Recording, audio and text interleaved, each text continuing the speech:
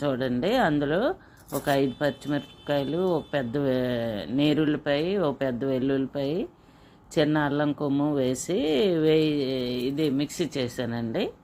ఆ ముద్దలో చింతపండు ఏమో నానబెట్టి పుల్ల తీసుకొని చింతపండు నానబెట్టి పుల్ల తీసుకొని దానికి మనము ఎంత పెట్టుకోవాలనుకుంటున్నామో మనం గ్లాసుడు ఉలవలు అండి అవి. గ్లాసుడు ఉలవలు అయితే చక్కగాను చాలా ఎక్కువ ఉలవచారు అవుద్దండి. ఇగోండి నేను ఈ గిన్నె నిండుగాను చింతపండు రసం తీసి చింతపండు రసం ఇంకొంచెం వాటర్ కూడా యాడ్ చేసి చింతపండు పిండుతూ అందులో వేసుకున్నానండి.